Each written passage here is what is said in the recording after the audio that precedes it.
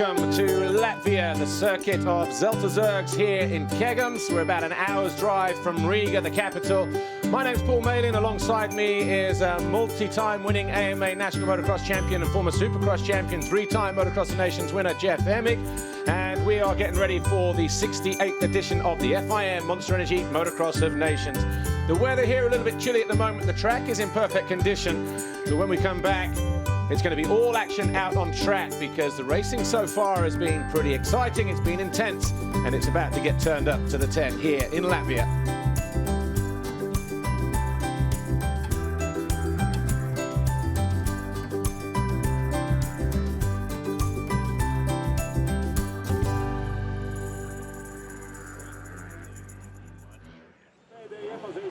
Well, Jeff Emig joins me here. Jeff, welcome to Latvia, welcome to the Motocross of Nations here, and you know, it's been a pretty intense weekend so far, and you know, the racing, earlier on today we had the opening ceremony here. Obviously you've been well taken care of by the locals, and obviously all the dignitaries out on stage for that opening ceremony, but we're at the business end of the weekend now.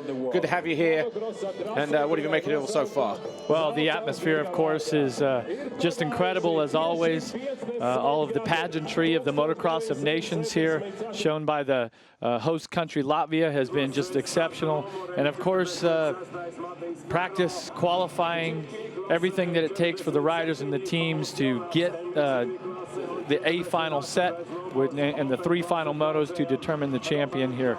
So the excitement is building. There's been a lot of talk, a lot of discussion, strategy involved, but now it's time for the riders to go out and do their very best job. Well, if you're joining us for the first time and we're not here for the qualifying races, this is a map of the track. It's just over 1,500 meters long, and the rider's about to do a sighting lap, but let's take a quick look at it in more detail now. Here's our GoPro track preview.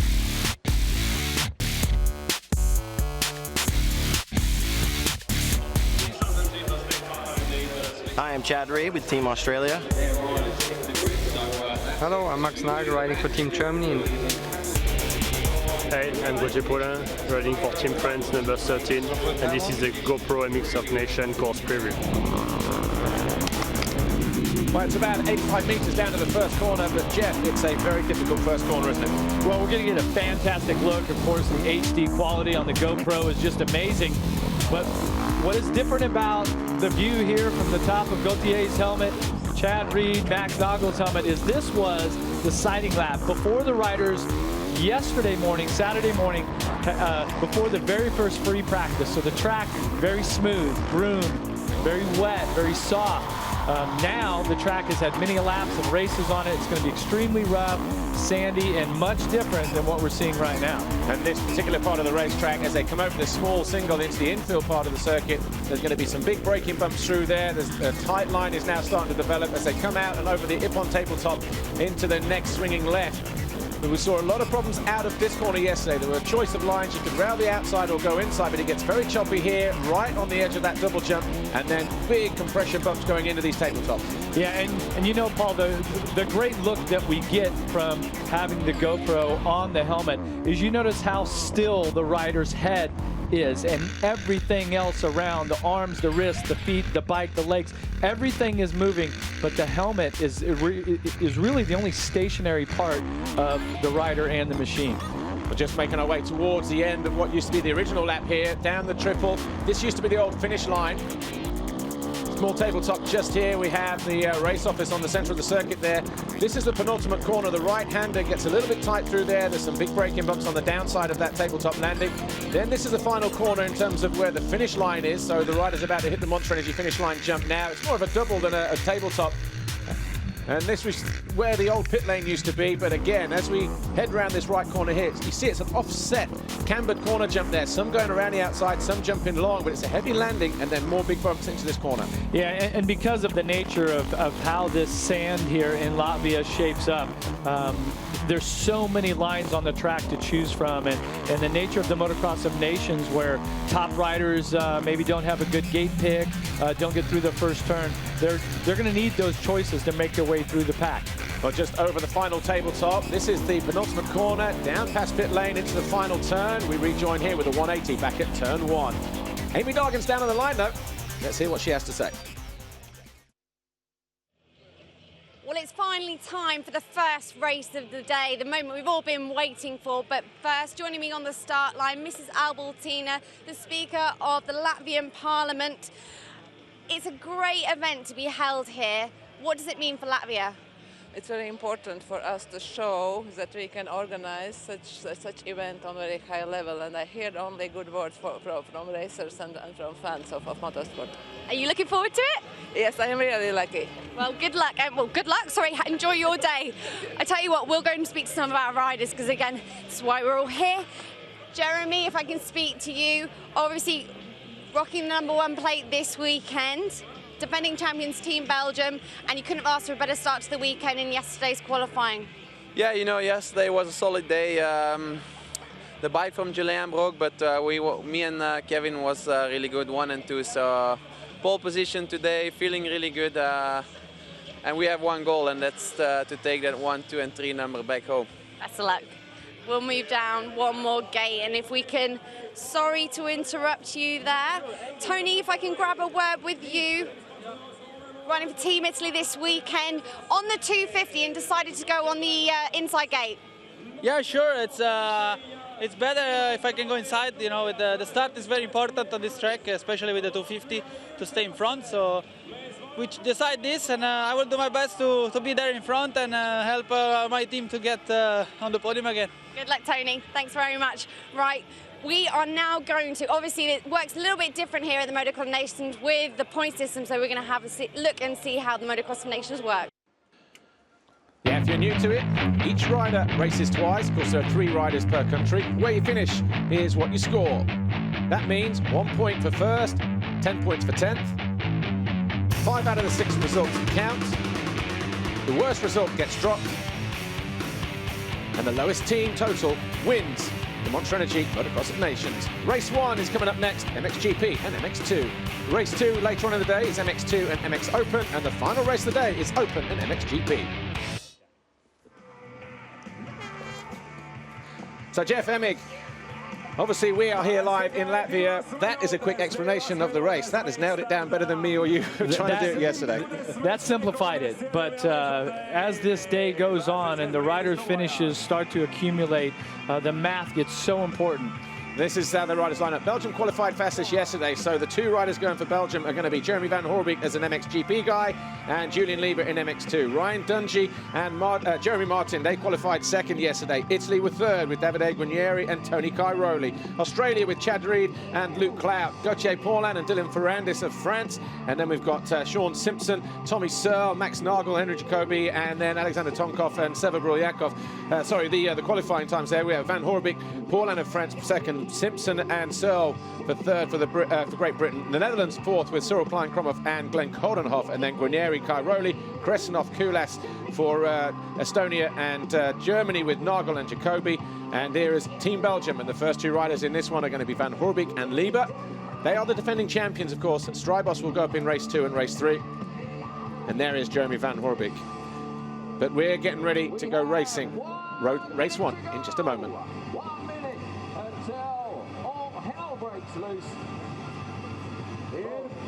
It's all action down on track at the moment. Jeff Emig, Tony Cairoli riding MX2, riding a 250 this weekend for Team Italy. I was down on the start line prior to us coming on air, and the mechanics down there were telling me he's going to go to the inside, whereas Max Nagel on the 450 for Germany is going to go for the inside for Team Germany and put the bigger bike there as opposed to the smaller bike. Well, it cannot be overstated how important the start is at the Motocross of Nations. But here in Latvia, the first turn is a right-hand 180, and it is so critical to be on the rider's right-hand side, to be to the inside of the start. Yesterday, through the first couple of qualifying races, riders got through pretty clean, but the final start was so difficult. There were so many riders down in the first turn area. So that if a rider goes down in the first turn, it's such a disadvantage. Cairoli, who I feel, even on the smaller 250 machine, has the speed the fitness that it's going to take to win. And if he gets off the start good by virtue of being on the inside, that's going to give Team Italy a huge advantage. But we still have to execute all of the start and everything I've just talked about. Well, the 5-second board has turned. The gate is about to drop here. The 68th edition of the Monster Energy Motocross of Nations is underway, and Gordon Crockard already turning right at the back there for Team Ireland.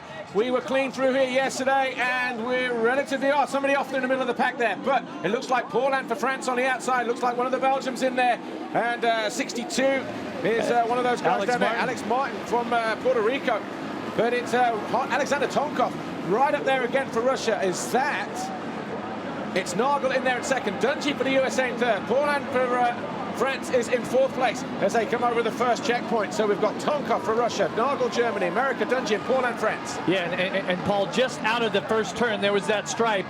It was too close to call between Tonkov and Nagel of who actually grabbed that hole shot, but when it all sorted out, Tonkov, who has been on fire all weekend long, has the lead here in race number 1. Well, as it is at the moment, halfway around his first lap then, Tonkov for Russia, Nagel in red second for Germany, Paulin on the green Kawasaki, France in third, although having a look at the inside of the German and takes it away from him, although he responds immediately and takes it right back. Does Max Nagel, but not for long because Paulin is right there.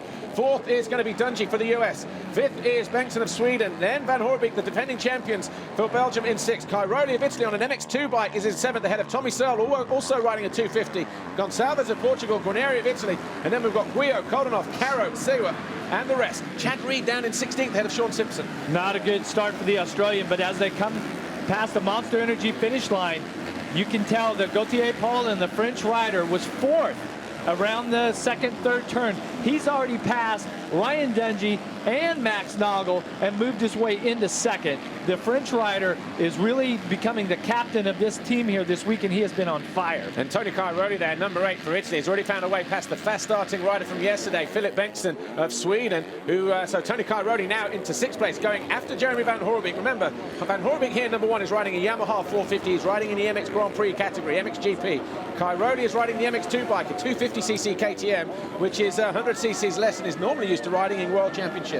Yeah, but the interesting thing about how the scoring has been here in the Motocross of Nations since 1994 is that roughly is every position on the track counts. Like we mentioned in the earlier part of the show, if you're second overall, no matter which position you're in your specific class, you still get 2 points. Yeah, it used 10th or 12th or whatever it would be. Yeah, it used to be scored individually. So Cairoli could have been the first MX2 guy, but 7th in the race. That's not 7 points. That would have been 1 point back then, but it's 7. So every point as they see them now, right the way down to 40th position, is going to be 1 point or 40 points. But Tonkov, number 22, he was unfortunate yesterday in the qualifying race because he was passed. Oh, and Paulin out of the seat at the bottom of the hill there.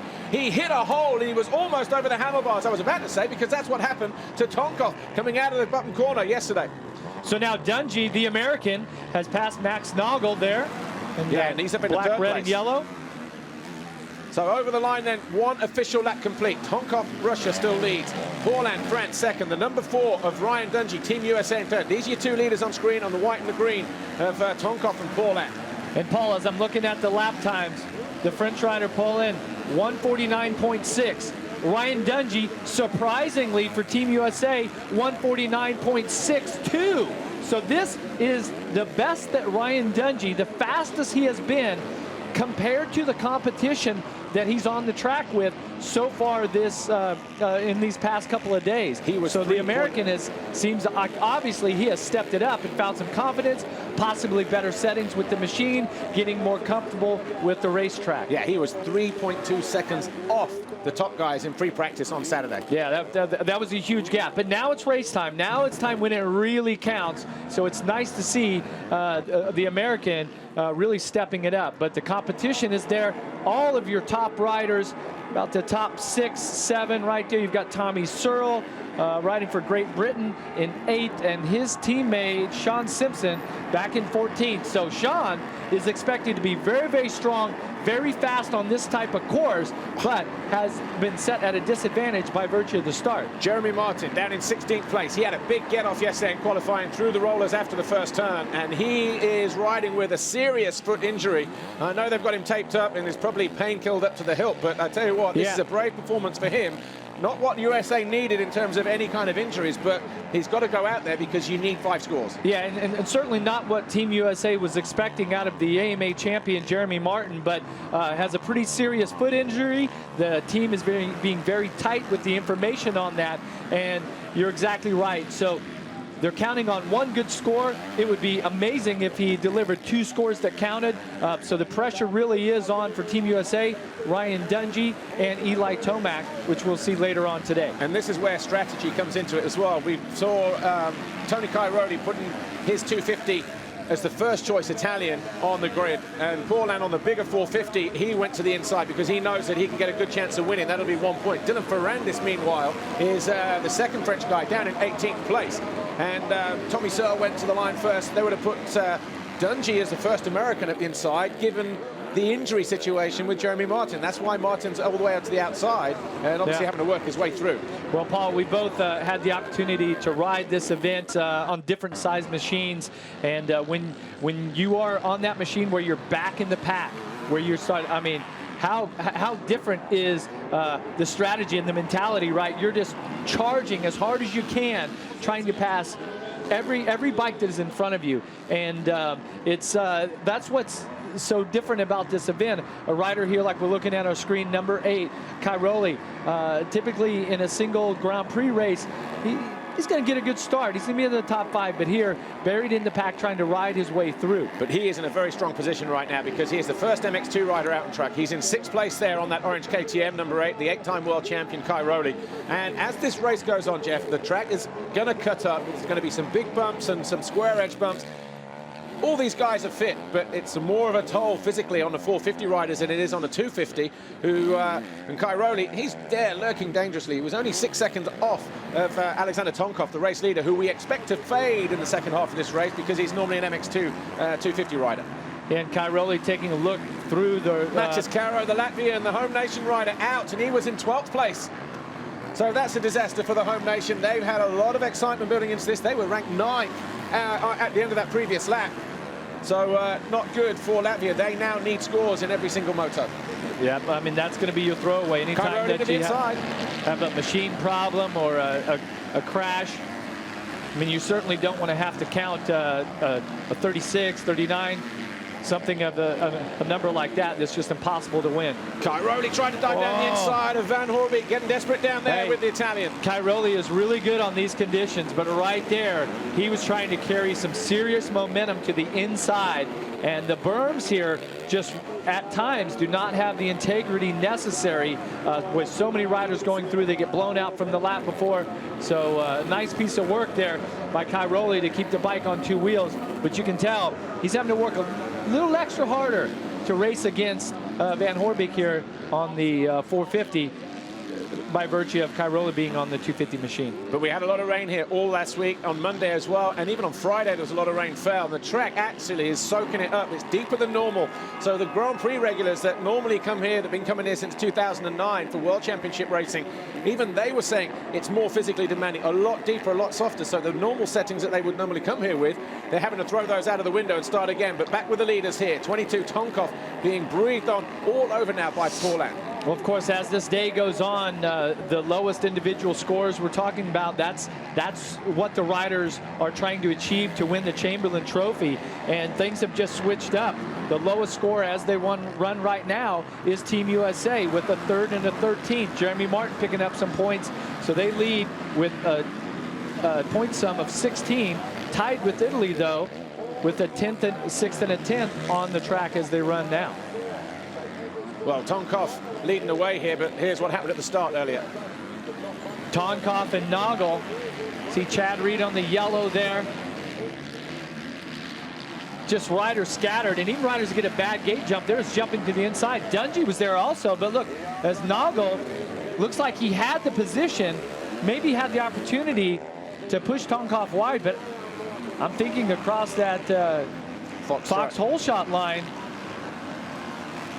Yeah, I'm thinking they're going to give it to Tonka down as well. But I just saw as well Dylan Ferrandis, because Paulin would have been second choice on the start, so he went to gate 2. His teammate Ferrandis would have been there for around gate 22-23. When the gate dropped, he literally from the middle of the gate, rather than trying to risk going around the outside and getting pushed wide, he actually held it tight and crawled across the back of everybody as soon as that gate dropped and held a very good line. And Ferrandis down in 16th for Team France. But as you say, Jeff, USA leading the way at the moment in terms of the overall classification with a 3rd and a 13th.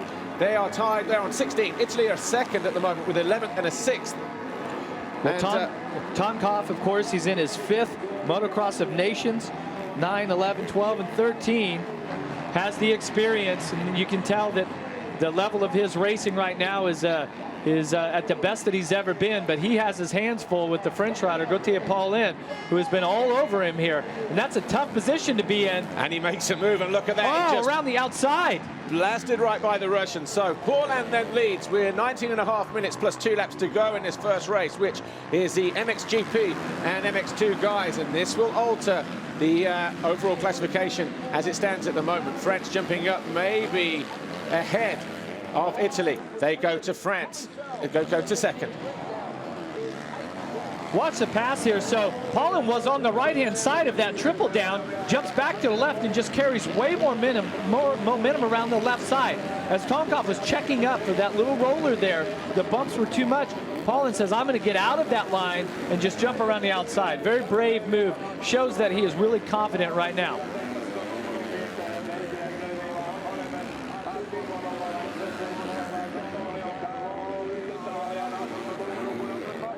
Ryan Dungey, Team USA, number 4. He's still battling there in that 3rd place. He's still got the German Max Nagel, Team HRC Honda behind him with Van Horbig 5th, Cairoli 6th, Bengtson 7th, Searle for Great Britain at 8th, Kodnov 9, and Ruben Salves 10th. Guarnieri for Italy is in 11th, and Jeremy Martin up into 12th now, the 2nd rider for Team USA. That gives them 15 points. They're 2 clear of France, and they are tied with Italy, who are in 3rd, also on 17. Well, this has been the real question mark for today after this horrible crash that Martin had, the number 5 on that Yamaha right there, the AMA 250 champion in the United States.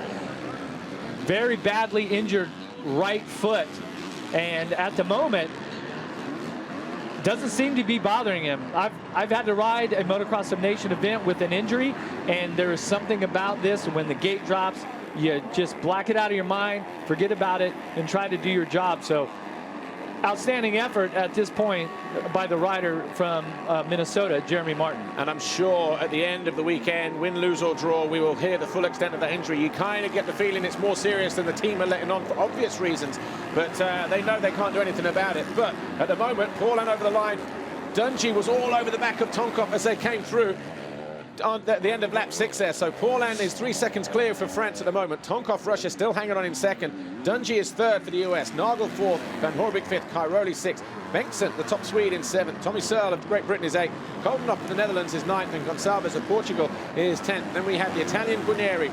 Jeremy Martin is still 12th for the USA. Just coming over the line now. 26.5 seconds down on our race leader, Gauthier Paulin. But here's Ryan Dungey, number 4. Still trying to find a way past the Russian Tonkov. This is the final corner, exiting turn 1 and into those rollers. Section right through here. This is where Dungey's teammate Jeremy Martin went down. The section, the double there to the right, really got chewed up as this day goes on. I'm sure those jumps will develop the same way. But this battle is really heating up here. We have the top 6 back to Cairoli is only separated by 8 seconds. So any mistake by any rider here, a fall, you know, without a crash, but a fall down, you lay the bike down, typically it's around 6, 7, 8 seconds. So that's how Cairoli can pick up some points and help Italy get to the top of the board. We're just looking at Ryan Dungey here, number 4. And in terms of the way he rides, Jeff, we're looking at him trying to find a way past Alexander Tonkov, who, when he's at the start of the race, he can hold up the best riders in the world. But you listen to people talk about Ryan Dungey, and if they can be critical about him in any way, it's maybe that he's not aggressive enough at times. Would you agree with that, especially now that Paulin is, 4 seconds clear? Yeah. sometimes people criticize that he's too cautious, but Ryan is a very smart rider. He knows in this race that he can't afford to go out and just ride with reckless abandon, and that's what makes Ryan Dungey such a great team captain for Team USA. Now, he has struggled in this event before, 1 year ago, but I see a very different Ryan Dungey this year in Latvia, very confident. But the one thing I was worried about, and when we started, we talked about that lap time being off. Now, with each and every time that he's been on the bike, his speed has gotten better compared to the competition. And so he is that type of rider that always, as the day goes on, he counts on his fitness. So the rougher the track, the better he is. And the closer that it gets and the more important it gets towards the championship, it seems the more that he's able to focus. So this is still just such a competitive first moto here at the 2014 Monster Energy FIM Motocross of Nations. We both believe that the math on all this, by the time we get to the end of the day, could be very close to determine who takes home the Chamberlain Trophy.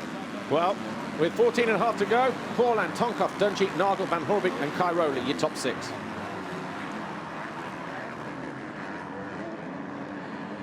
And Cairoli finding it more difficult to get through here. He made a bad start yesterday because of Italy's gate choice from the qualifying ballot, which put him all the way to the outside. But he was able to find a way in quick succession past all the... Oh, he caught his footrest there. And that was almost an almost moment. Okay, it wasn't through the front door, but it grabbed his foot, and that could have ended differently, Jeff. Well, yeah, and the difference here, the two riders that we're watching, the blue 450 Yamaha versus the orange 250 KTM. The difference is on the KTM, the smaller engine, you don't have the horsepower. So Cairoli is counting on carrying momentum through the turn because he will not out-accelerate the 450. So he really has to plan where he's going to take a different line and try to use momentum to make the pass. But Van Horbik being very stingy, as he should be, with this position. And in the meantime, Cairoli's just going to get roosted this whole time because he has been on the rear tire. He's on him. He's done him.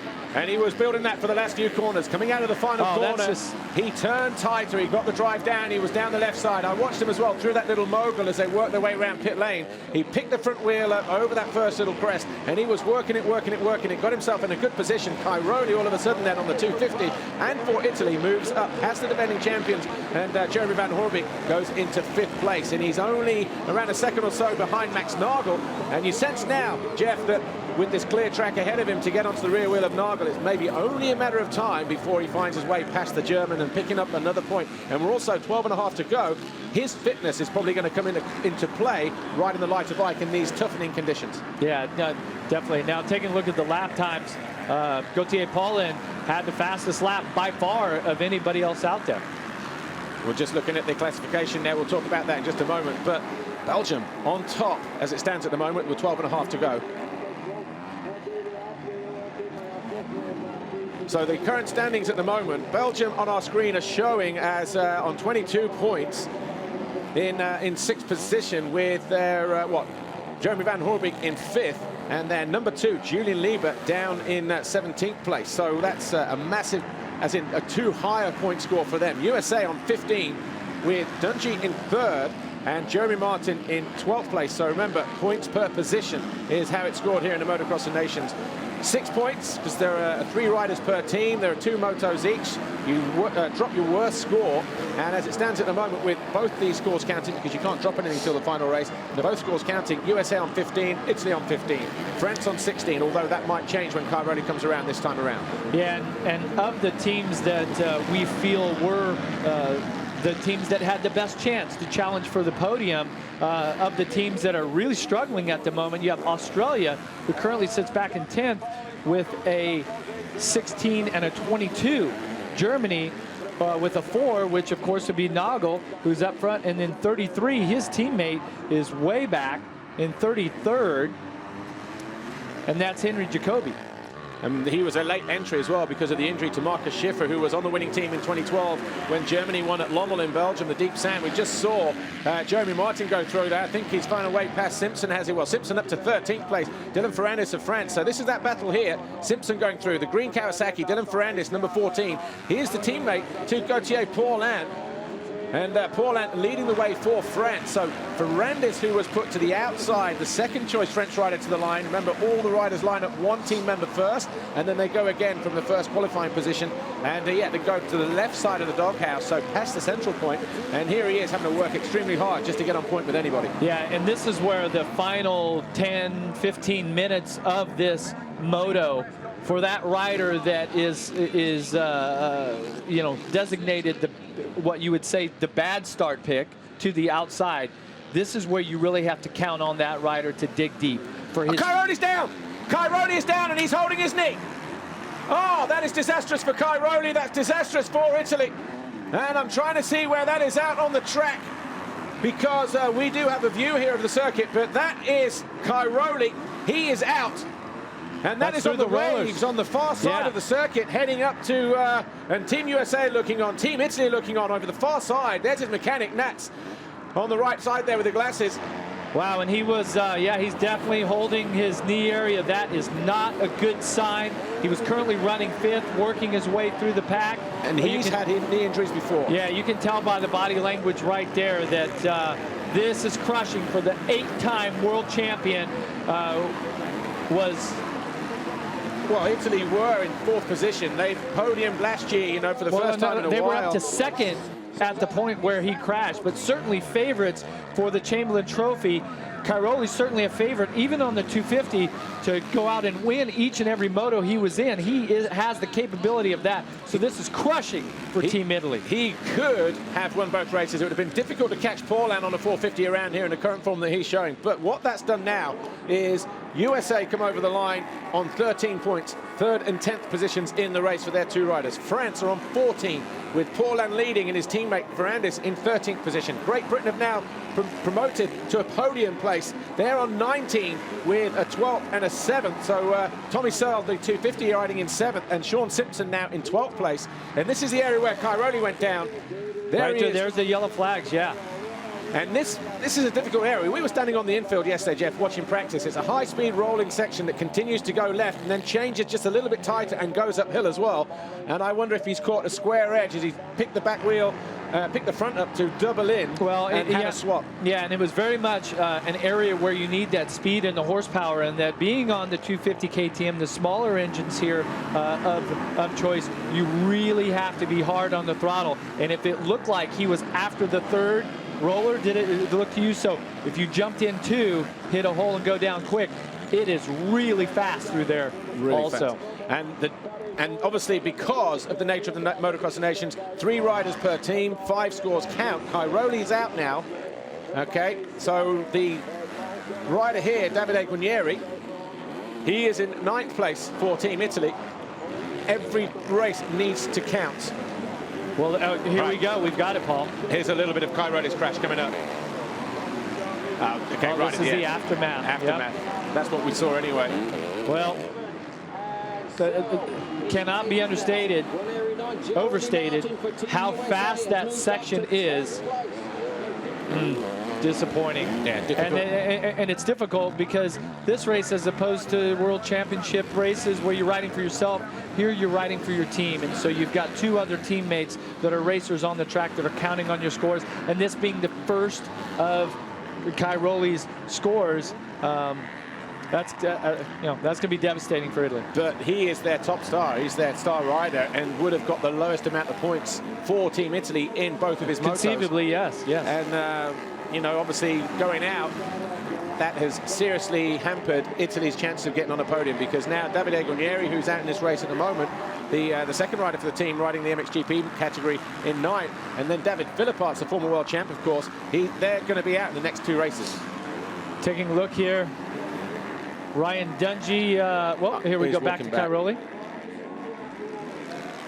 See him kind of hopping around on the right leg there, hoping that it's just, you know, sort of a stinger to the area, but you know, if you've done a knee injury, there's some positions you can maybe get into just to walk back, but you know that if there's a certain amount of instability there, one wrong move, and he knew immediately, didn't he? Oh, yeah. We're looking at Glenn Koldenhoff here, number 32 for the Netherlands. He's just a little bit further down at the moment.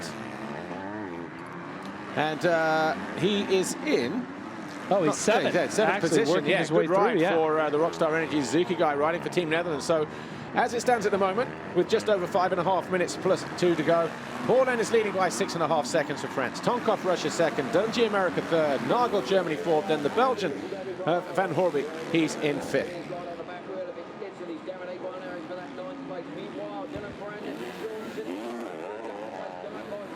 And Cairoli just making his way back to the paddock. We don't know if we're going to see him in the second race, but my guess, Jeff, is that we most certainly will not. As we look at the 32 of Glenn Koldenhoff for the Netherlands, he is in 7th place. His teammate is down in 19th at the moment, but that's a 6th place score at the minute and 26 points for the Netherlands. Here's Tommy Searle, Team Great Britain, riding a 250, riding the MX2 category. He is there, number 17 on that green Kawasaki. He's the best placed Brit at the moment, but his teammate, Sean Simpson, has worked his way from outside the top 20. He's now in 11th, but he's about 3 seconds down on Jeremy Martin, the second rider for Team USA, who sits in 10th. Yeah, both of the British riders here had starts outside of the top 10, way outside of the top 10. Tommy switching to the 250 machine for this event here, and leading into this event, leading into once we got through qualifying, Great Britain has a very strong 3-rider team. We're going to see Dean Wilson riding for Great Britain also here coming up later. But a fantastic effort as Searle is 8th and Simpson 11th, and that puts them at the moment 3rd in the overall classifications. Okay, so Cyril Klein-Kromhoff, the second rider of the Netherlands team. So we've got Koldenhoff in 7th. His teammate also going out. That's Jeffrey Hurlings there on the left. Incognito, who would have been riding for the Team Netherlands, and he's now sort of looking at Glenn Koldenhoff here, number 32, as the lead rider. Obviously, it looks like a mechanical problem there, but that was a perfect illustration. Tommy Searle, as he went through those waves, those rollers out the back section, he was just looking. That gave you the sense of speed that those guys were sort of going through there, and obviously Cairoli, that was the speed that he would have crashed at.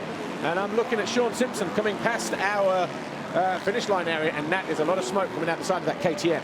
And he is currently in 12th. Dungey just makes his way past Tonkov, so the American goes up to 2nd. And, you know, one thing I just noticed on our timing and scoring, Paul, is that the last lap around, Julian Lieber, riding for Belgium, turned the fastest lap. His own fastest lap. And when it goes green, it's his own fastest lap. So at this stage of the race, he is putting in his fastest laps of the moto. But even still, that is a valid point, because, you know, when you're dealing with a lap time last time around of a 1:54.3, and, you know... Okay, gotcha, yeah. So Lieber definitely late in this race, putting in that big effort to give Belgium the best chance that they have. Here's Dungey on Tonkov. Tonkov, this is at the end of the pit lane. Oh, he blows the turn, yeah. Yeah. Makes it nice and easy. You'll take those any day. Yeah. Twice on Sunday.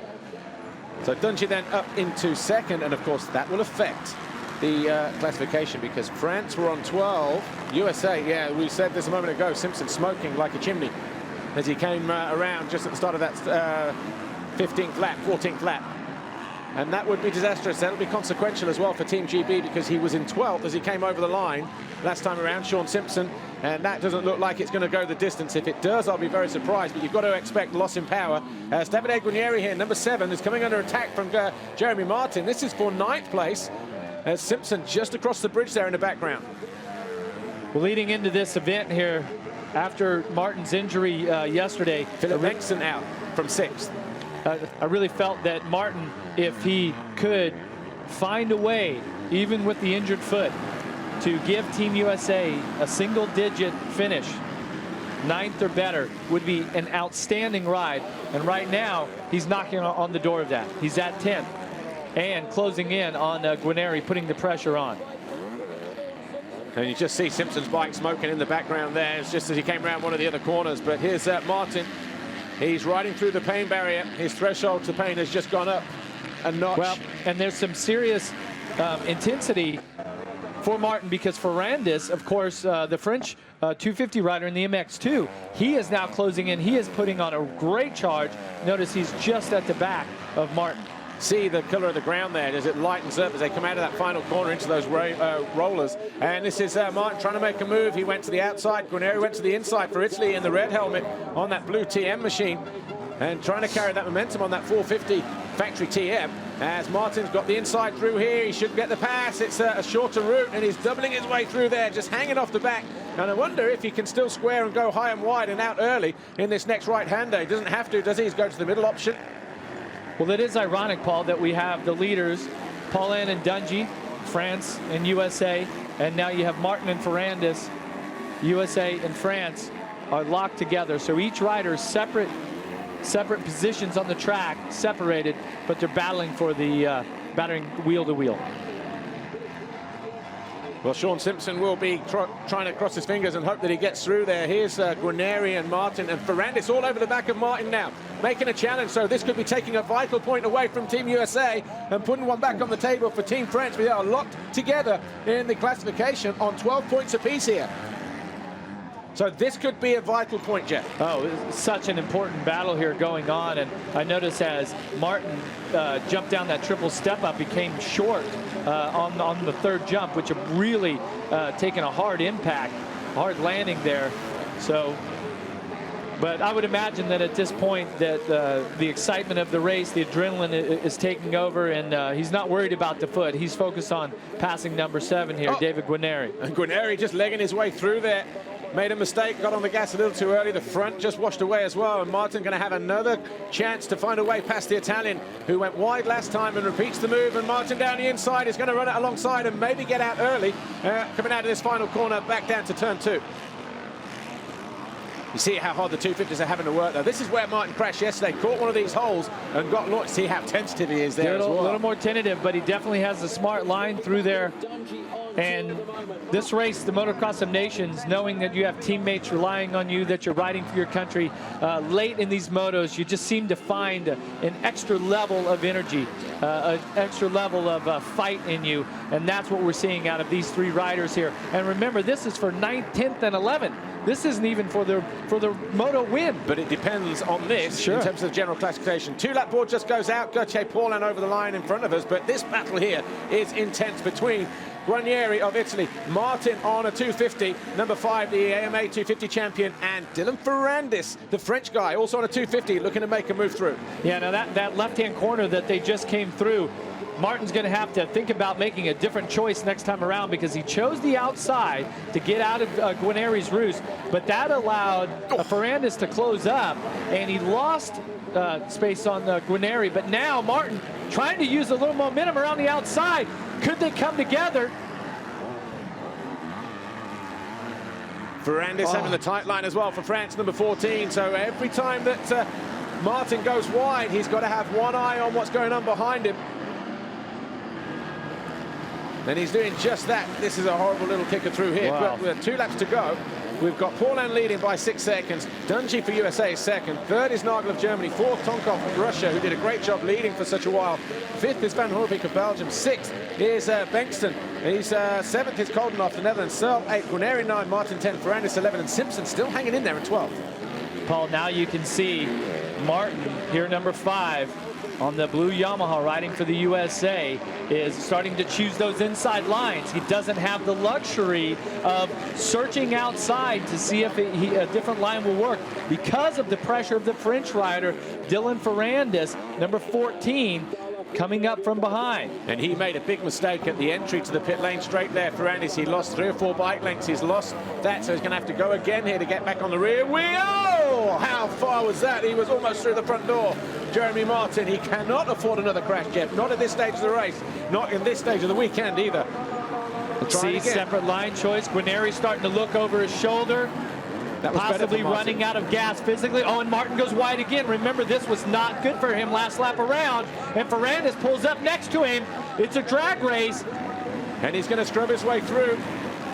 He's got the inside through this uphill sweep as well. And suddenly, a point being taken away from the Americans. France take a point back from Jeremy Martin, and he's still got to work hard to get through here. And I'm sure Martin would have tried to retaliate in this bottom corner at the top of the end of the circuit, but Suddenly, Ferrandis has to jump short again as Guarnieri jumps long, and suddenly here, Ferrandis is in the insurgency, and he is going after this point here from Guarnieri, and that will put 2 points between him and an American rider in terms of the top of the classification. Yeah, so now our points, they were tied at 12 before this pass. Now they come past the Monster Energy finish line.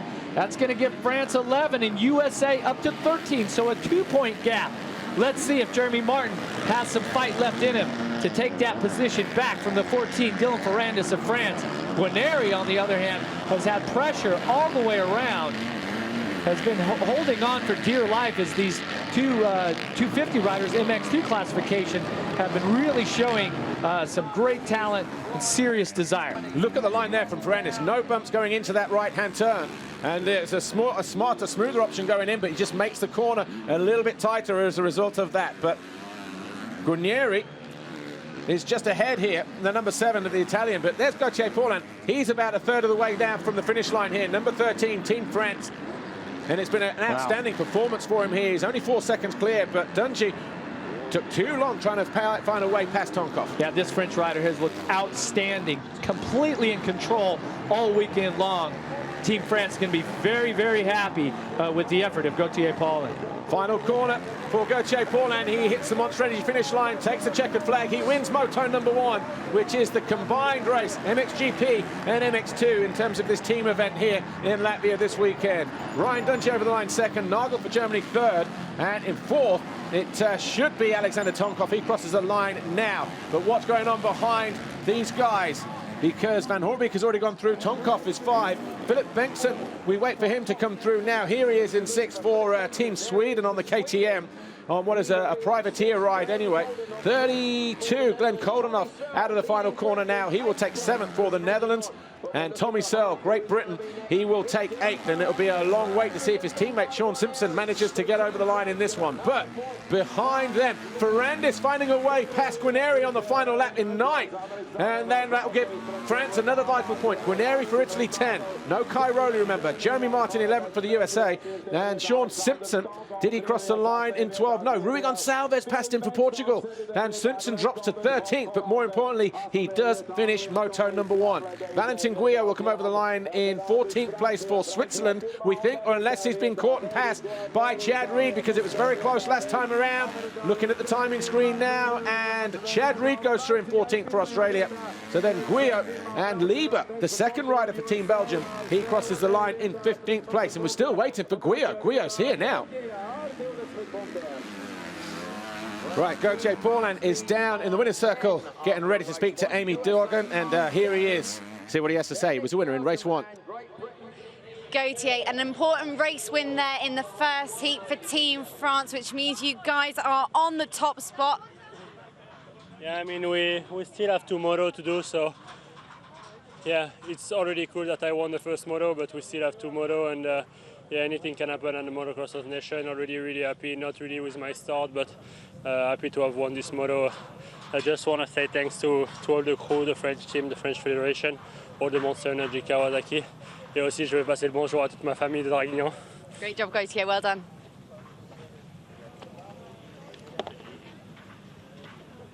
Gauthier Paulin then wins race 1. Jeff, what an outstanding performance for the Frenchman. Well, yeah, I mean, he really has dominated this whole weekend. He has looked fantastic, like I mentioned, but more so to have his teammate, Dylan Ferrandis, ride up to a 9th. Pretty strong, and 3 points clear on the combined classification at the moment. Of course, the MXGP, they have the next moto off, so Paulin's going to get a chance to rest. Dylan Ferrandis, on the other hand, who had to really hammer all the way through that moto, he'll be in the next race. So he's got the short rest. The MX2 riders back-to-back, first 2 motos.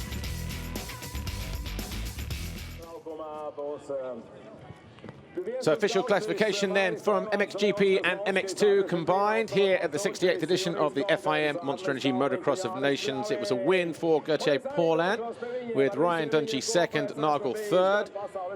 1 point for each position, remember. So France, USA, Germany, Belgium, Russia, Sweden, Netherlands, Great Britain with Tommy Searle, France with Ferrandis, so 2 of the French guys in the top 10, and Guarneri for Italy in 10th place. Then we had Jeremy Martin 11th, Rui Gonçalves of Portugal 12th, Simpson 13th, then Chad Reed of Australia, Julian Lieber of Belgium, Cotton Fasciotti for Canada in 16th, Valentin Guyot for Switzerland, Sever Brilyakov of Russia, Jeremy Siwa of Switzerland, and Harry Kulas. Normally we'd say they are the top 20 point scorers, but obviously everybody scores points here today. But after the first race then, France lead the way in the nations classification. They are on 10 points. USA as second, Belgium third, then GB, Russia, Germany, Australia, and Switzerland.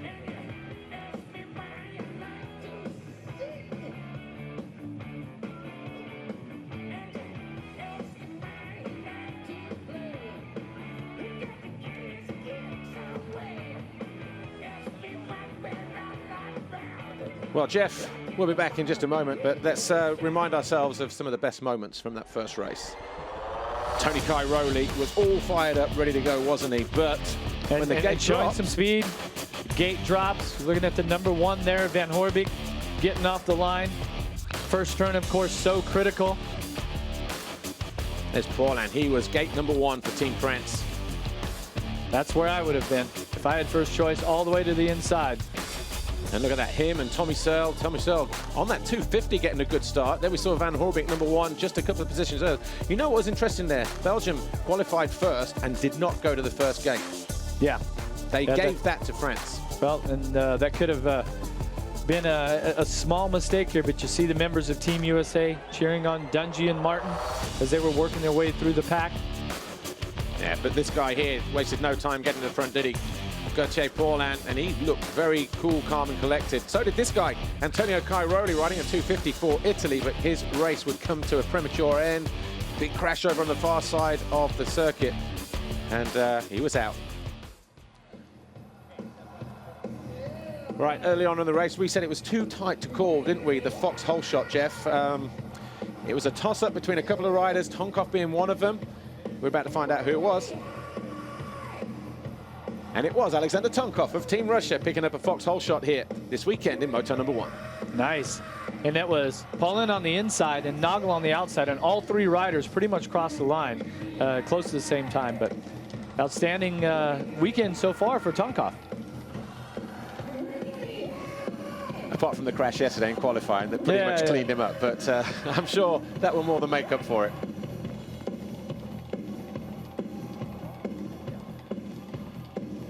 So, Jeff Emmick, we are at the end of the first race here. Obviously, we've got 2 more to go. What else can we look forward to? Because obviously, coming into the second moto a little later on, France leading the way on 10, USA on 13. The second race is going to be tough for Jeremy Martin, isn't it? Because he is back-to-back races on a 250. Eli Tomac makes an appearance this time around. Tomac could swing it a little bit, but, you know, it would still be nice for Martin to get a result. Yeah, you know, it would be, and Lieber, some of these riders,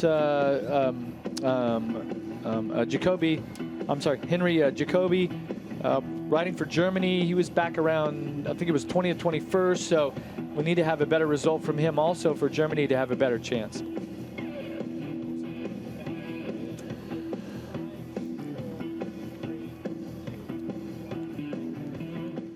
Well, we just saw some of the race action a moment ago, but these are some of the more ambient moments, you know, more crowd atmosphere and that kind of thing, and we'll let these images play out for a while.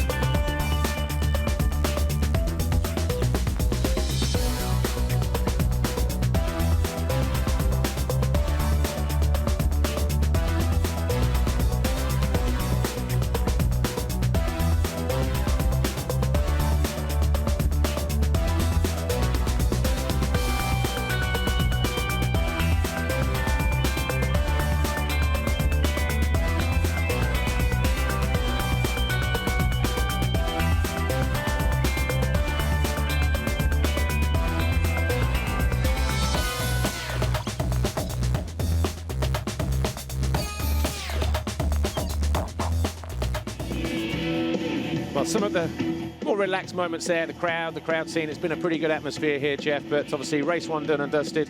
A lot to look forward to a little later on in race 2. I mean, the Motocross of Nations is so great because of the atmosphere, the pageantry, everything. But really, what everybody's here for is the competition. And now we finally have that first A final out of the way, and can't wait to get to the next couple. Okay, well, we'll be back in about 35 minutes' time for race 2, which is going to be the Open and MX2, guys. See you then. Bye for now.